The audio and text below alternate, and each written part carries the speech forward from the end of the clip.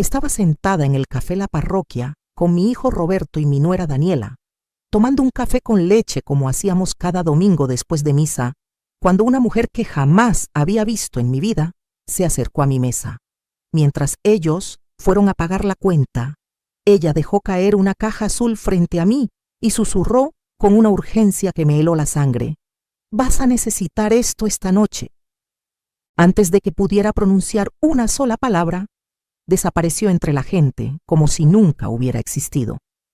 Escondí la caja en mi bolsa con las manos temblando, sin entender nada.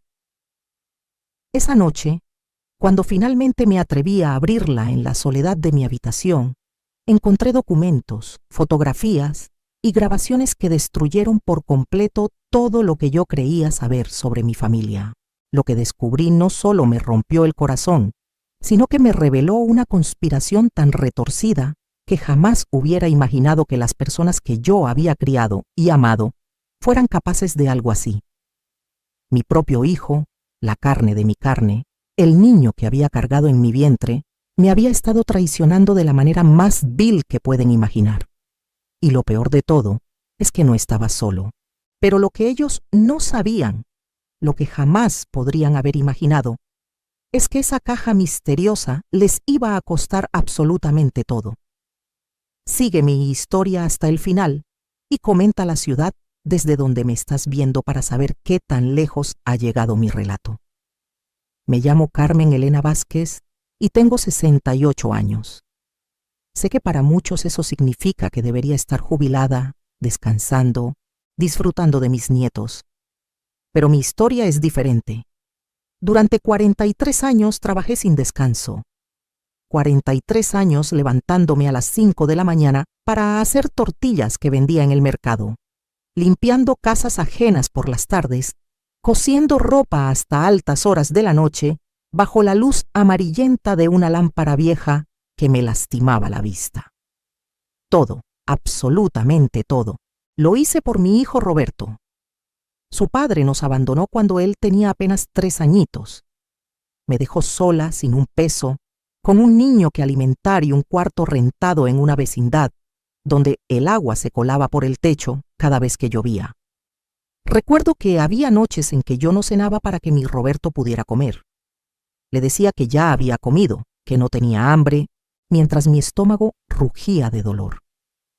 Lo vestía con lo mejor que podía comprar o coser, aunque yo anduviera con los mismos 2 vestidos remendados una y otra vez. Cuando cumplió 6 años, conseguí un trabajo extra los fines de semana limpiando una funeraria. El olor a flores marchitas y formol se me quedaba pegado a la piel, pero pagaban bien, y yo necesitaba ese dinero para sus útiles escolares. Roberto era inteligente, muy inteligente. Sacaba puras buenas calificaciones. Todos los maestros me decían que mi niño tenía futuro, que podría llegar a ser alguien importante, y yo me aferraba a esas palabras como a un salvavidas. Trabajaba y trabajaba, pensando que todo ese sacrificio valdría la pena. Cuando terminó la preparatoria, quería estudiar administración de empresas. La universidad pública era gratuita, pero los libros, el transporte, la comida, todo eso costaba dinero que yo no tenía. Vendí las pocas joyas que me había dejado mi madre, unas arracadas de oro y una cadenita que era mi único tesoro. Con eso compramos sus primeros libros. Durante los 5 años que duró su carrera, yo seguí trabajando como burra de carga. Mis manos se fueron deformando de tanto lavar, coser y limpiar. Desarrollé artritis en las rodillas de tanto arrodillarme a tallar pisos. Pero no importaba. Mi Roberto se iba a graduar, iba a conseguir un buen trabajo, iba a tener la vida que yo nunca tuve. El día de su graduación lloré de felicidad. Ahí estaba mi hijo con su birrete y su toga, recibiendo su título. Todo había valido la pena, pensé. Todas las noches sin dormir, todas las comidas que me salté, todos los dolores. Por fin íbamos a estar bien. Roberto consiguió trabajo en una empresa de importaciones. El sueldo era bueno y yo pensé que por fin podría descansar un poco. Pero entonces conoció a Daniela. Ella venía de una familia de dinero, de esas familias donde nunca les ha faltado nada. Desde el principio me miró por encima del hombro. La primera vez que vino a visitarnos, vi cómo arrugaba la nariz al entrar a nuestra humilde casa. Tocó apenas la silla antes de sentarse, como si temiera ensuciarse. Le ofrecí un café que había comprado especialmente para la ocasión, de los buenos, no del que yo tomaba normalmente. Lo probó y pude ver el gesto de desagrado que intentó disimular. Pero yo me tragué mi orgullo porque Roberto la amaba. O eso parecía. Cuando se casaron yo junté dinero durante meses para regalarles una licuadora nueva y un juego de sábanas. No era gran cosa, lo sé, pero era lo que podía. Daniela lo recibió con una sonrisa forzada y un gracias tan frío que me dolió en el alma. 2 semanas después, visitando su nuevo departamento, vi mi regalo en una caja en el rincón de su bodega, sin siquiera abrir. Eso debió haberme advertido cómo serían las cosas. Pero una madre siempre encuentra excusas para sus hijos. Pensé que eran detalles sin importancia, que con el tiempo todo mejoraría. Qué equivocada estaba. Daniela comenzó a cambiar a Roberto. Poco a poco, fue llenándole la cabeza de ideas. Que necesitaban una casa más grande, un coche mejor, vacaciones en Cancún, ropa de marca. Mi hijo empezó a trabajar más horas, a estresarse más. Y empezó a verme diferente. Ya no era su mamá que había sacrificado todo por él. Ahora yo era un recordatorio de la pobreza que él quería olvidar. Las visitas se fueron espaciando. Primero dejó de venir cada domingo, luego cada 15 días, luego una vez al mes. Y cuando venía, siempre tenía prisa, siempre estaba checando su teléfono, siempre tenía que irse temprano porque Daniela lo esperaba. Un día, hace como 2 años, Roberto llegó a mi casa con una expresión seria. Me dijo que tenía que hablar conmigo de algo importante. Sentí un nudo en el estómago. Se sentó en la misma mesa donde yo le había ayudado con su tarea durante años y me dijo: «Mamá, Daniela y yo hemos estado pensando. Esta casa es muy grande para ti sola. Ya estás mayor, te cuesta trabajo mantenerla. ¿Por qué no la vendes y te mudas a un lugar más pequeño? Un departamentito donde no tengas que preocuparte tanto». Yo me quedé helada. Esa casa, aunque humilde, la había comprado con el sudor de mi frente. Había tardado 20 años en juntar para el enganche y otros 15 en pagarla completamente. Cada ladrillo de esa casa representaba horas de trabajo, noches sin dormir, sacrificios incontables. Era lo único que tenía, mi único patrimonio. «Pero mijo», le dije con la voz quebrándose, «esta es mi casa. Aquí creciste tú. Aquí están todos mis recuerdos». Roberto suspiró con impaciencia. «Mamá, no seas sentimental. Es solo una casa. Además, piensa en el dinero que te quedaría después de vender. Podrías vivir tranquila sin trabajar tanto». Algo en su tono me hizo desconfiar, pero quise creer que se preocupaba por mí. «Ya veré, mijo», le respondí. «Déjame pensarlo». Durante los siguientes meses, Roberto no dejó de insistir. Cada vez que hablábamos, sacaba el tema. Daniela también comenzó a meter su cuchara. Me llamaba y me decía cosas como: «Ay, suegrita, es que nos preocupa que viva sola en esa casa tan grande. ¿Qué tal si se cae y no hay nadie para ayudarla? ¿Qué tal si entran rateros?». Me estaban metiendo miedo, y lo peor es que yo empecé a dudarlo. Tal vez tenían razón. Tal vez ya estaba muy vieja para cuidar de esa casa. Tal vez sería mejor mudarme a algo más chico. Estaba a punto de ceder cuando sucedió algo que me abrió los ojos.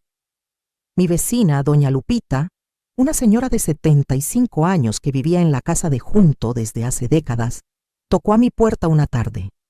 Entró con cara de preocupación. «Carmen», me dijo, «tengo que contarte algo que escuché.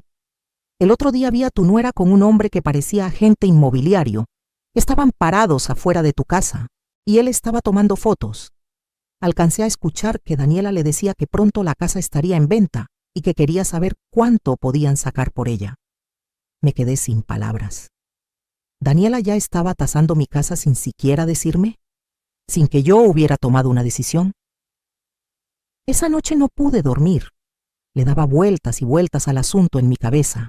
¿Por qué tanta insistencia con que vendiera mi casa? ¿Qué ganaban ellos con eso?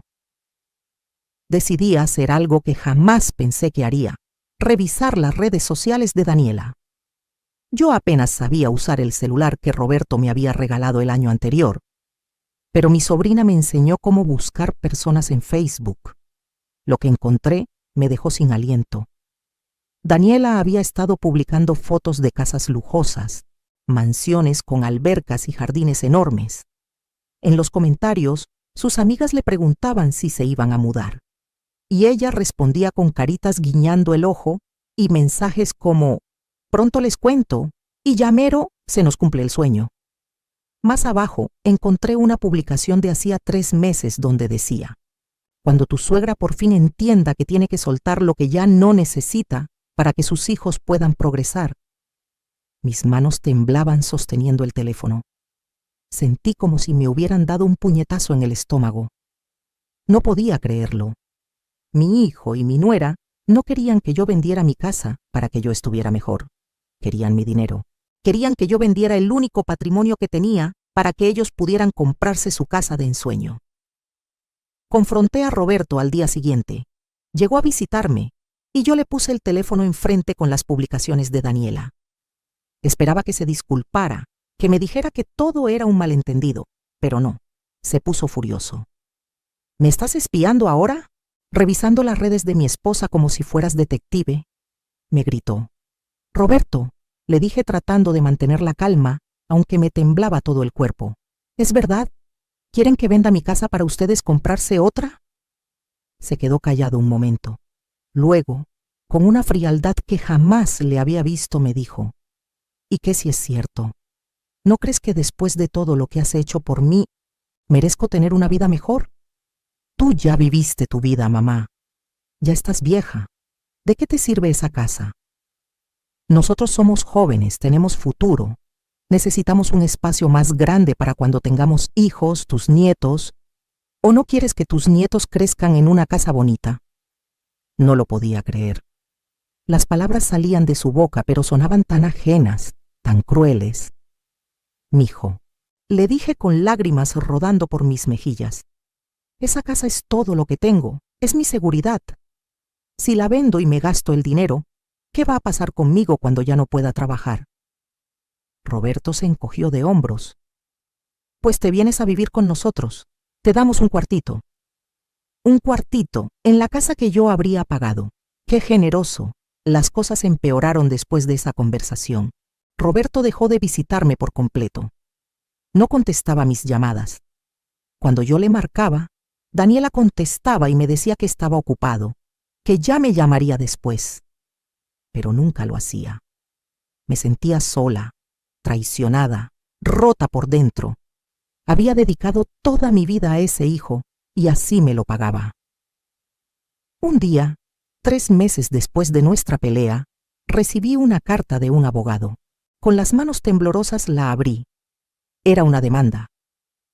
Roberto me estaba demandando por obligación alimentaria inversa, alegando que como yo era su madre y él me había mantenido durante años, mentira absoluta. Yo tenía la obligación legal de ayudarlo económicamente ahora que él estaba en dificultades financieras. La carta incluía una valoración de mi casa y solicitaba que se me obligara a venderla para darle a él la mitad del dinero. Me dio un ataque de ansiedad. Terminé en el hospital esa misma noche con la presión por las nubes. Mi sobrina Sandra, la hija de mi hermana, que siempre había sido como una hija para mí, fue quien me encontró tirada en el piso de la cocina y llamó a la ambulancia. En el hospital, mientras me estabilizaban, le conté todo entre sollozos. Sandra estaba furiosa. «Tía», me dijo apretando mi mano, «ese desgraciado no se va a salir con la suya. Vamos a pelear esto».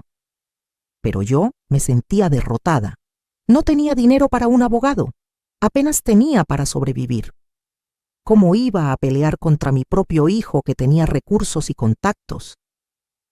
Esa noche en el hospital, rendida en la cama mientras las enfermeras entraban y salían, pensé seriamente en rendirme.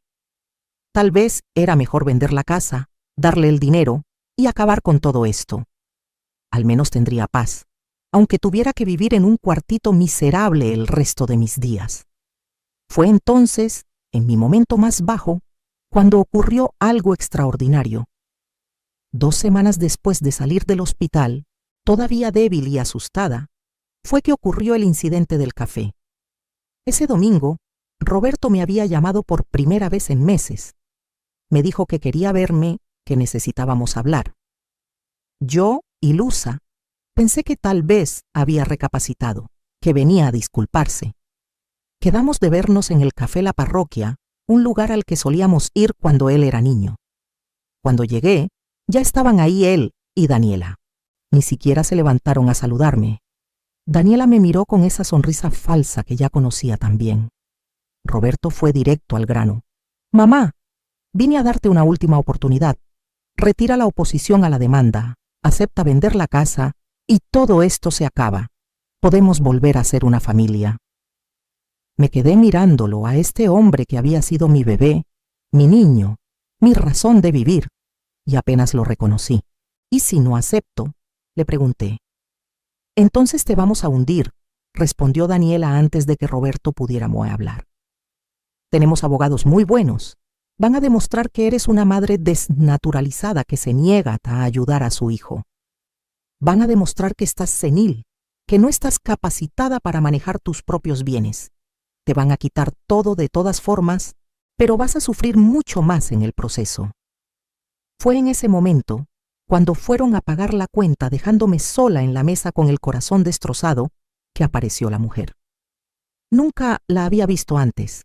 Era una señora elegante, de unos 50 años, vestida con un traje sastre azul marino. Se acercó a mi mesa con paso decidido y dejó caer una caja azul mediana frente a mí. Se inclinó y me susurró al oído: «Señora Carmen, vas a necesitar esto esta noche. Ábrela cuando estés sola en casa. Adentro está todo lo que necesitas para defenderte. Tienes más poder del que imaginas». Antes de que pudiera reaccionar, antes de que pudiera preguntarle quién era o cómo sabía mi nombre, la mujer desapareció entre la gente del café como si fuera un fantasma. Miré la caja. Era de cartón, cerrada con cinta adhesiva, sorprendentemente pesada para su tamaño. Cuando Roberto y Daniela regresaron a la mesa, escondí rápidamente la caja en mi bolsa grande. Ellos no notaron nada, demasiado ocupados en su propia prepotencia. Nos despedimos fríamente y yo tomé el autobús de regreso a mi casa, con la caja pesándome no solo en la bolsa, sino en la mente. ¿Quién era esa mujer? ¿Cómo sabía mi nombre? ¿Qué había en esa caja? Durante todo el camino a casa, sentí la caja como si quemara a través de la tela de mi bolsa. La curiosidad me mataba, pero también me daba miedo. ¿Y si era algo malo? ¿Y si era una trampa de Roberto y Daniela para incriminarme en algo? Mi mente volaba con posibilidades. Llegué a casa cuando ya oscurecía.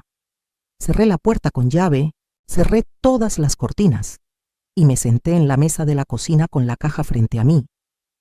Me quedé mirándola durante lo que parecieron horas, pero probablemente fueron solo minutos.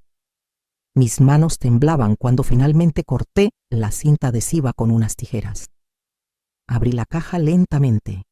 Adentro había folders de manila, sobres amarillos y lo que parecía ser un teléfono celular nuevo todavía en su caja. Saqué el primer folder. Tenía una etiqueta que decía Roberto Vázquez, actividad financiera.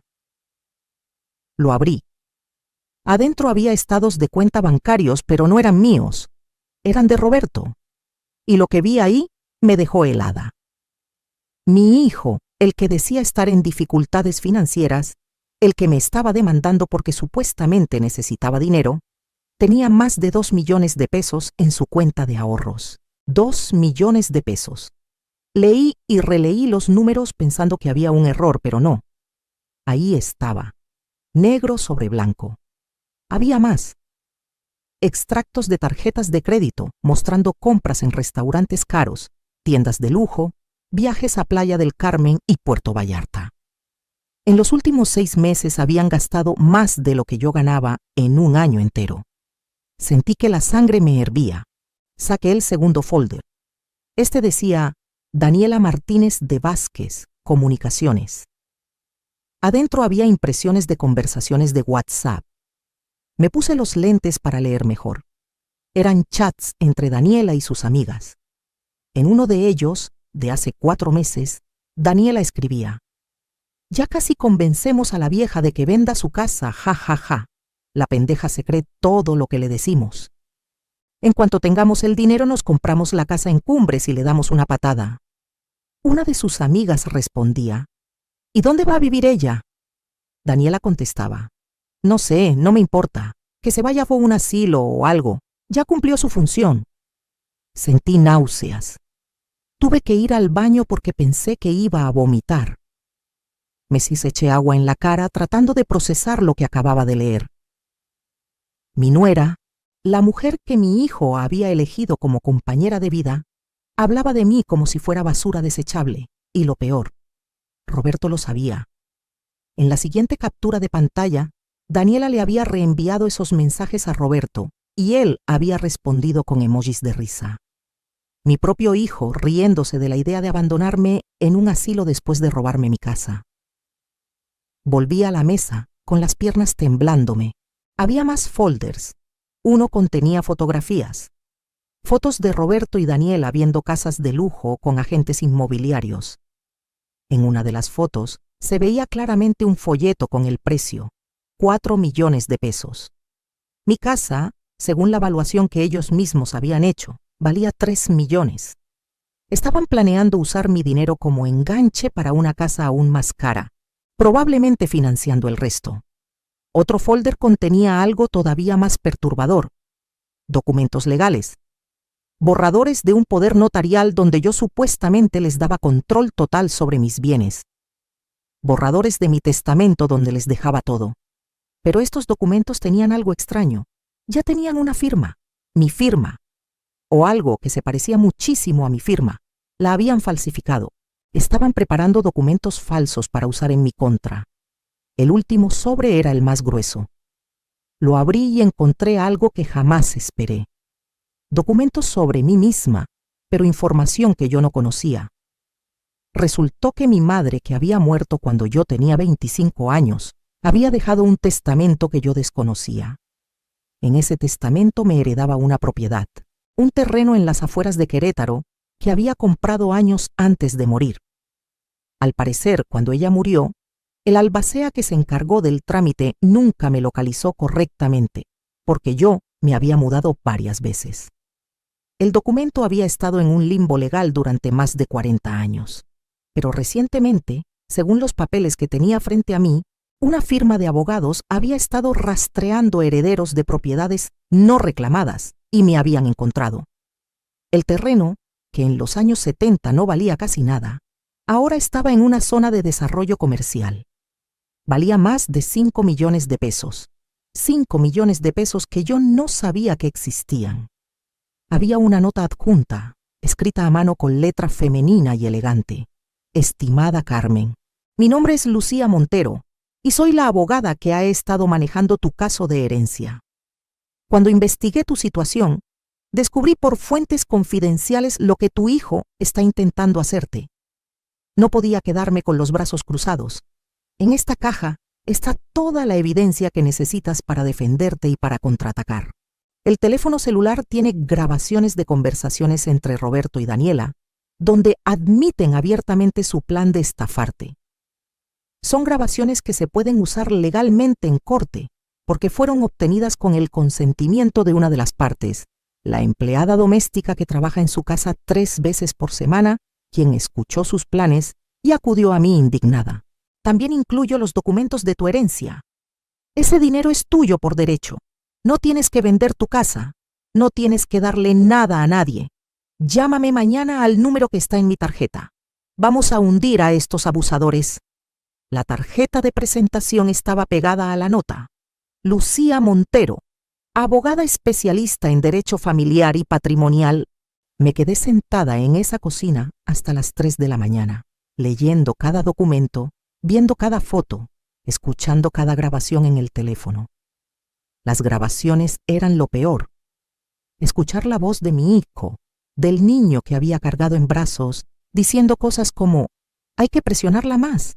Si le metemos suficiente miedo, va a firmar lo que sea. Y, mi mamá es ignorante, no entiende de leyes. Va a creer todo lo que le digamos.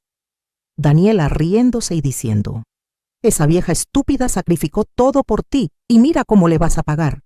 Me encanta, es como poesía. Y Roberto respondiendo, se lo merece por no haber hecho más con su vida.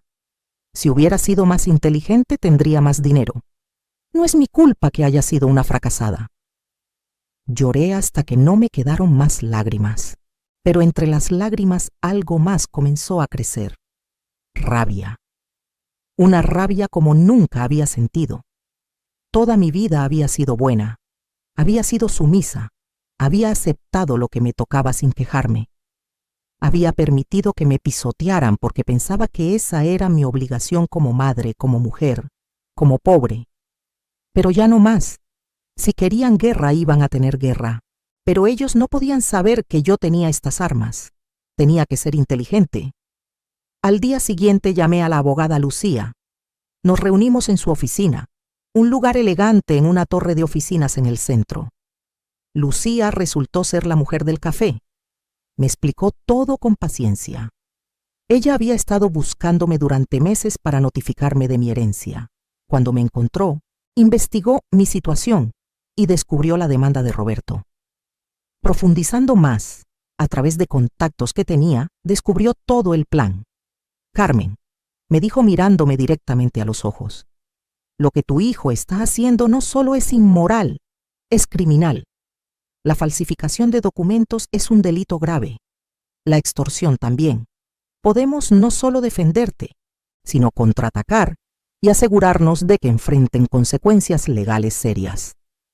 Le pregunté qué teníamos que hacer. Lucía me explicó el plan. Primero, íbamos a dejar que Roberto y Daniela siguieran pensando que iban ganando. Yo tenía que actuar asustada, derrotada, vulnerable. Mientras tanto, ella prepararía toda la documentación legal necesaria. Presentaríamos una contrademanda por fraude, extorsión, falsificación de documentos y daño moral. Al mismo tiempo, procesaríamos la herencia para que el dinero quedara legalmente a mi nombre. Y cuando llegara el día de la audiencia por la demanda de Roberto, íbamos a soltar la bomba. Pero Carmen, me advirtió Lucía, tienes que ser muy buena actriz. Si sospechan algo, podrían destruir evidencia o inventar nuevas mentiras. Necesitas que crean que estás quebrada, que estás a punto de rendirte. Acepté. Durante las siguientes 6 semanas viví una doble vida. Por fuera era la Carmen derrotada, la viejita asustada que estaba a punto de perder todo. Llamé a Roberto llorando, diciéndole que no tenía dinero para abogado, que por favor retirara la demanda. Él, con una crueldad que todavía me cuesta creer, me dijo que era muy tarde para eso, que ya había gastado mucho en abogados y que yo tenía que pagar por hacerlo llegar a eso. Daniela se puso en el teléfono y me dijo con voz melosa, suegrita, no se preocupe, cuando tengamos la casa nueva le vamos a dar un cuartito muy bonito, va a ver que va a estar bien cuidada. Tuve que morderme la lengua para no gritarle todo lo que sabía. Por dentro, Lucía y yo trabajábamos sin parar. Procesamos la herencia en tiempo récord gracias a sus contactos.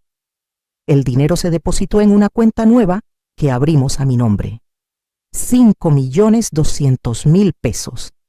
Era más dinero del que había visto junto en toda mi vida. Preparamos toda la documentación para la contrademanda. Lucía incluso contactó a la empleada doméstica de Roberto, una muchacha joven llamada Patricia, quien aceptó testificar. Patricia me contó, con lágrimas en los ojos, que ella también venía de una familia humilde y que le dolía ver cómo Roberto y Daniela hablaban de mí. Me dijo que varias veces había escuchado planes aún peores, como internarme en un psiquiátrico, alegando que estaba senil para poder manejar mi dinero legalmente. Conforme se acercaba la fecha de la audiencia, Roberto incrementó la presión. Me llamaba todos los días diciéndome que me estaba haciendo un favor, que aceptara el trato que me ofrecía antes de que fuera peor. Daniela empezó a llevar a sus amigas a visitar mi casa, viéndola como si ya fuera de ellos, comentando qué iban a cambiar, qué iban a tirar. Una tarde, 3 semanas antes de la audiencia, llegaron sin avisar con un señor que presentaron como tasador. Entraron a mi casa como si fueran los dueños. El tasador sacaba fotos, medía habitaciones, hacía anotaciones. Yo tuve que quedarme sentada en una silla, fingiendo estar resignada, mientras Daniela le decía al tasador: «Queremos vender rápido, así que ponga un precio competitivo». Cuando se fueron, me encerré en mi habitación y grité en una almohada. La rabia me consumía, pero no podía delatarme. Todavía no. Lucía me había instruido que grabara todas estas interacciones. El teléfono que me había dado tenía una aplicación de grabación de voz. Capturé todo: las llamadas amenazantes, las visitas invasivas, cada comentario cruel. Todo era más evidencia.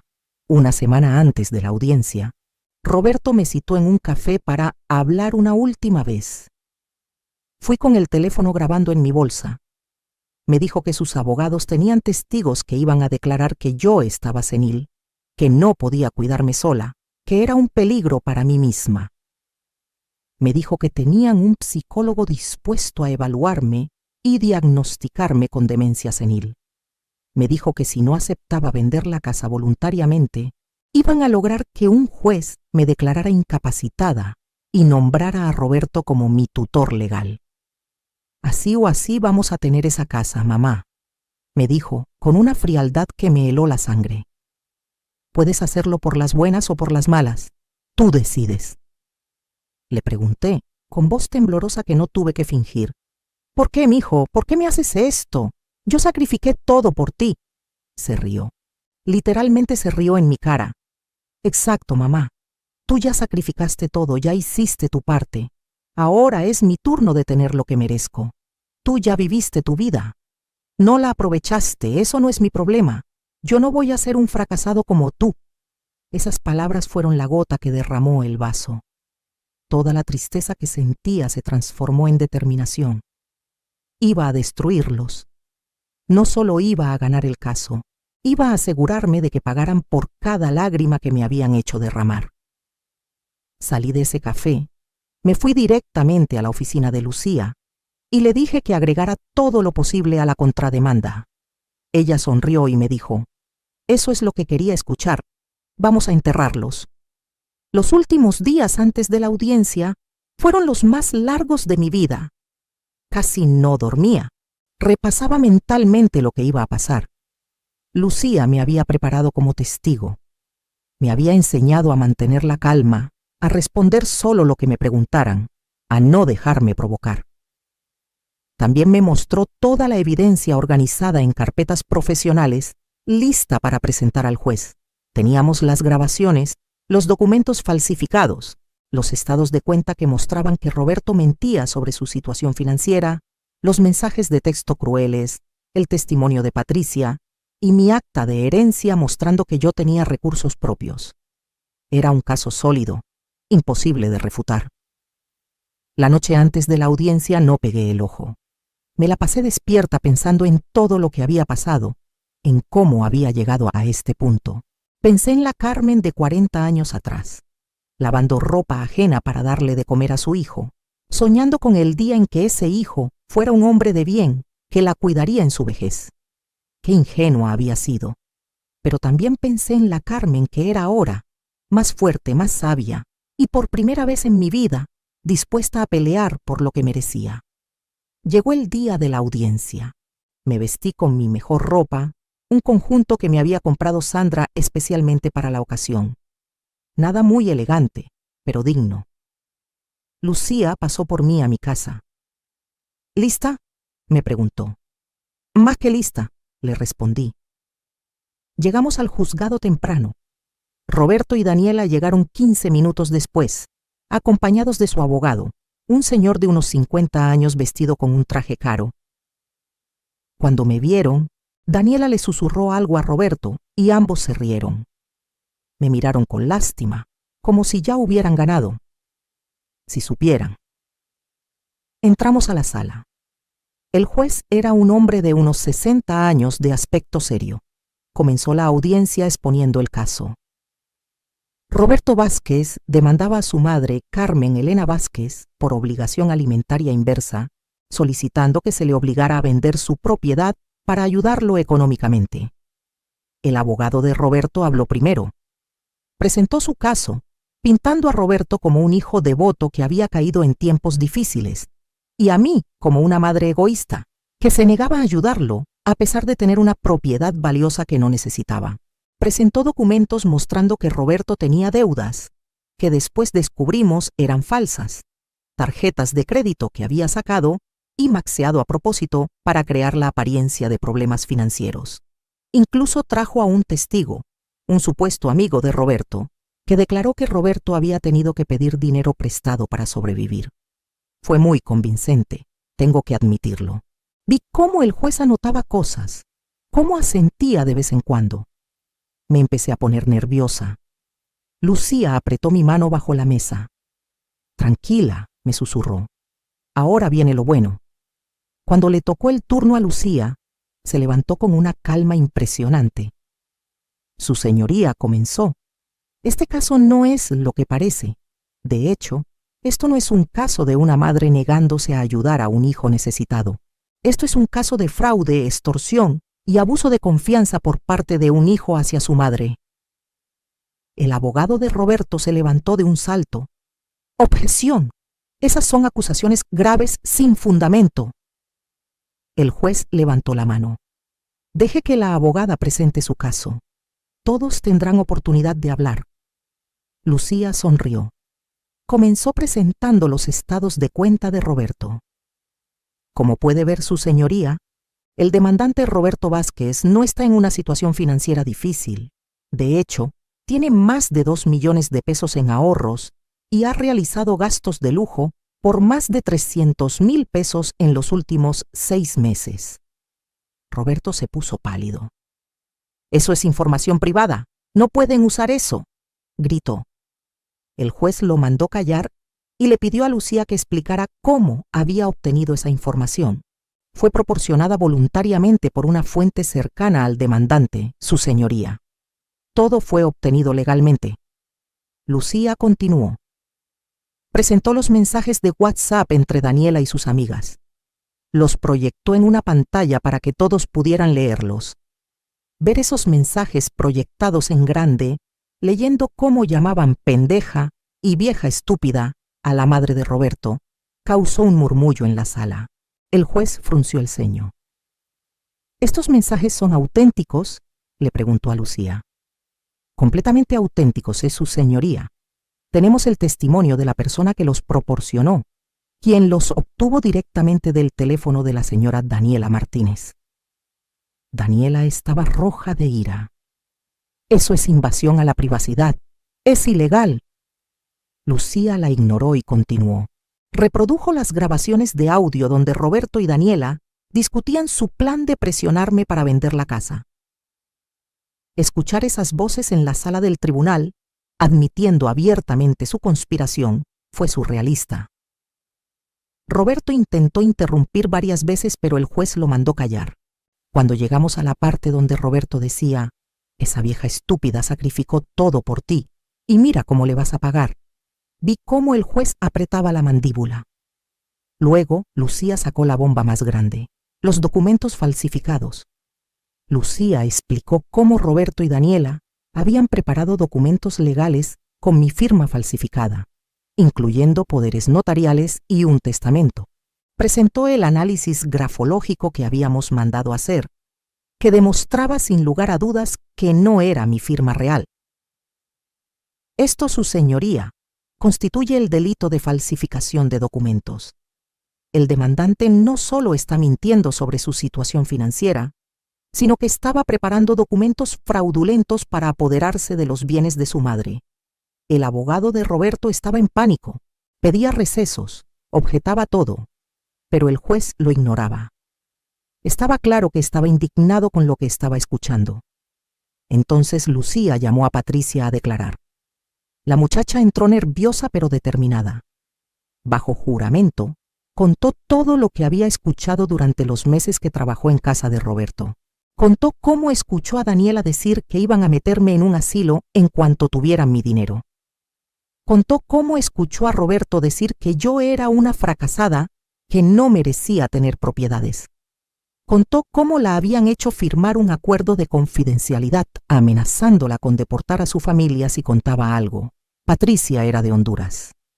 Para cuando Patricia terminó de declarar, Roberto y Daniela parecían querer desaparecer. Pero Lucía todavía no terminaba. Guardaba lo mejor para el final. Su señoría, dijo con una sonrisa, hay un último detalle importante. El demandante basa su caso en que su madre posee una propiedad valiosa que no necesita. Lo que él no sabe es que su madre acaba de heredar otra propiedad valuada en más de 5 millones de pesos. La señora Carmen Vázquez no necesita vender su casa. Tiene recursos más que suficientes para vivir con dignidad el resto de su vida. Y ni su hijo ni nadie tiene derecho a ese dinero excepto ella. Presentó los documentos de la herencia. Roberto estaba en shock. ¿Qué? ¿5 millones? ¿De dónde salió eso? Balbuceó. Daniela lo agarró del brazo susurrándole cosas frenéticamente. El juez pidió un receso de 30 minutos para revisar toda la evidencia. Cuando salimos de la sala, Roberto intentó acercarse a mí, pero Lucía se interpuso. Ni se le ocurra acercarse a mi cliente, le dijo firmemente. Durante el receso, vi a Roberto y Daniela discutir acaloradamente con su abogado. El abogado parecía furioso, probablemente porque lo habían hecho quedar en ridículo presentándole un caso basado en mentiras. Cuando regresamos a la sala, el juez tenía una expresión severa. Comenzó a hablar. En mis 30 años como juez, he visto muchos casos de familias peleadas por dinero, pero pocas veces he visto un nivel de traición y manipulación como el que he presenciado hoy.